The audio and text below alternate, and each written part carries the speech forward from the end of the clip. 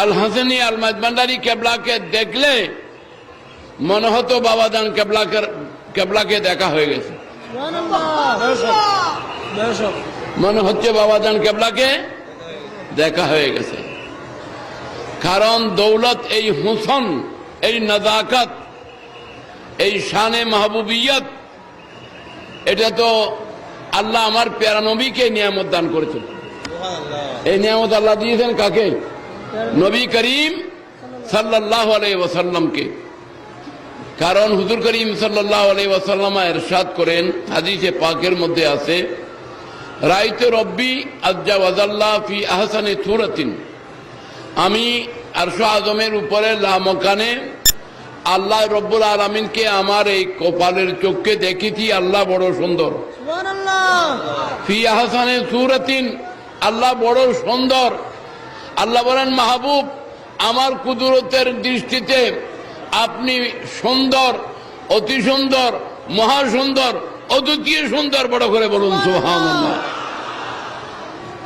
সেই সৌন্দর্য যেই ধারাবাহিকতায় বন্টন হয়েছে, সেই সৌন্দর্য যেই ধারাবাহিকতায় বন্টন হয়েছে, সেই বন্টন হযরতে গৌসুল আজম আহমদুল্লাহ আল মাইজভান্ডারী কেবলা রহমতুল্লাহ আলাইহি রাদিয়াল্লাহু তাআলা আনহু, বাবাজান কেবলা সহ আজ যার উসিলায় আমরা এসেছি, তাকে আল্লাহ সেই সৌন্দর্যের বড় একটা অংশ আল্লাহ দান করেছেন।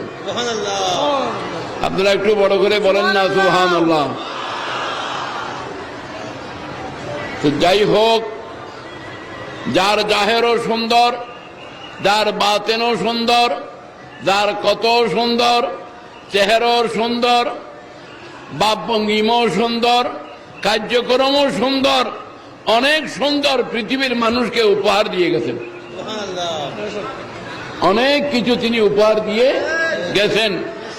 যদি এই সৌন্দর্যের দ্বারায় আকর্ষিত না হতেন, তো আজ এই হাজার হাজার হাজার হাজার ফরজন্দানে তৌহিদ, আশিকে রসুল, আশিকে আউলিয়ায়ে কেরাম কিসের টানে এখানে আসলেন? এতগুলো লোককে একত্রিত করা, এটা কি সোজা ব্যাপার?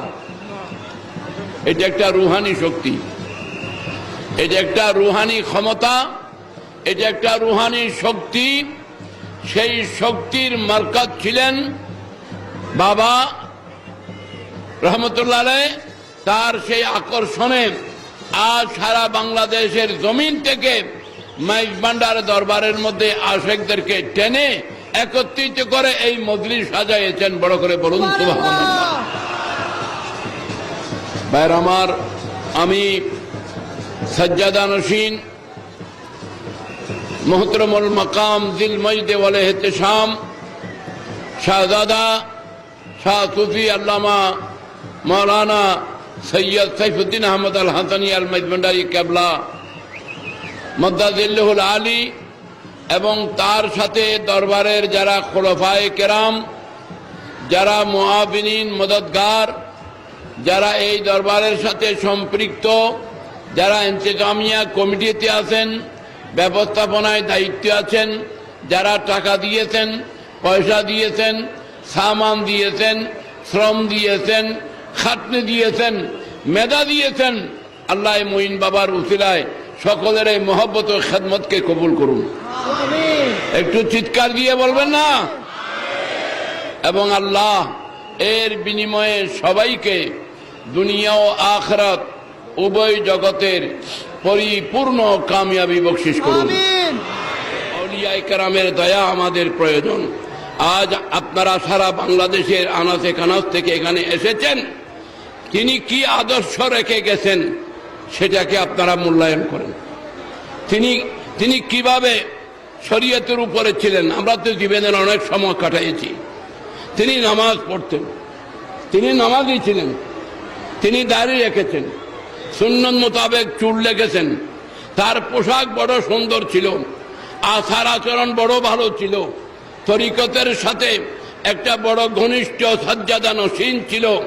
গৌসে ভান্ডারীর শাহজাদায়ে গৌসুল আজমের নয়নমণি ছিলেন, বাবাজান কেবলার কলিজার টুকরা ছিলেন, যার কলবের নূরে আজ পৃথিবীর মানুষকে বেলায়েতের আলো দিয়ে উদ্ভাসিত করেছেন।